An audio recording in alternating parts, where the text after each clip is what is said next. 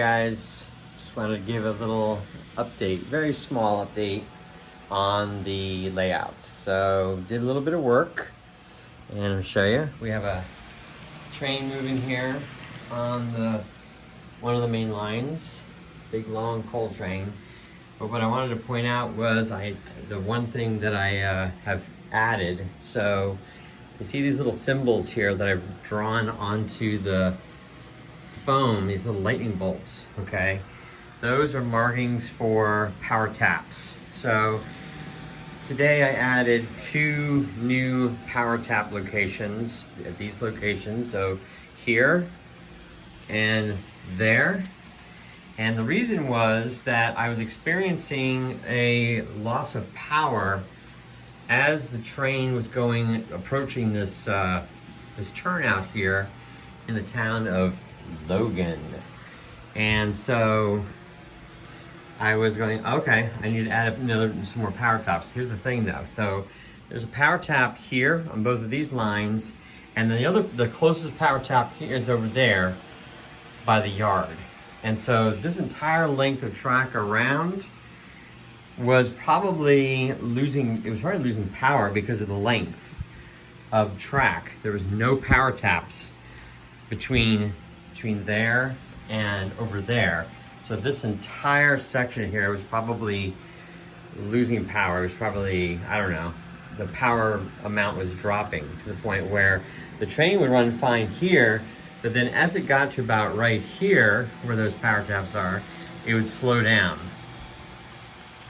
And so, so we added these power taps. I added power tap here on this line and the other line as well. So you can see the wires here have been soldered to the rails and there. And if we go down underneath, you can see where those taps are actually tapped into the main power line.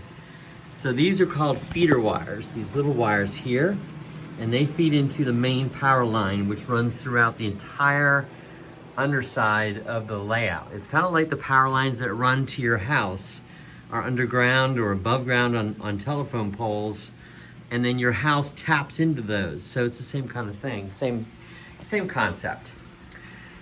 So that's what I did and to resolve that power issue, and now the train has no loss of power approaching the turnout in Logan. So you can see this guy's moving at a decent clip, faster than he should be through Logan, but whatever, who cares?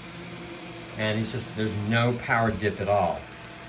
So before, like I said, when you got to about here, there would be a noticeable, and I mean really noticeable drop in power.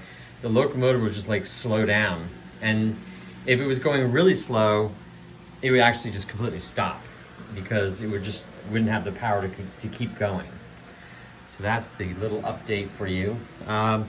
One other thing is you'll notice I have these little twist ties on the bridge again because apparently I took them off too soon and the liquid nails did not have enough time to cure. So I reapplied some more liquid nails, and I've kept this has been on here now for about 4 days. I'm probably going to take it off this weekend just to be safe. Last but not least this is the Island Creek subdivision right here that goes down. So Island Creek branches off from what will be the Trace Fork subdivision. So the Island Creek starts over here, comes across the bridge, splits off, goes down there and rejoins the main line out of sight. The problem is that when I laid this track, I totally screwed up. So right here, there's a kink, a really bad kink. This track is all jacked up. So I ordered new flex track because I literally ran out. This is my last 2 pieces of flex. I'm gonna be cutting it like right about here-ish, more or less, and running a fresh piece of flex all the way down to fix this. This is bad. When you do this is bad. When you have multiple joints here like this, so there's like 1, 2, 3 joints here, that is not good, because the more joints you have, the more points of failure you have, and the more chances for kinks as well, because there's kinks all over the place on this part here. Totally messed that up. there's my 5 minutes. Thanks for watching. That's an update on the layout.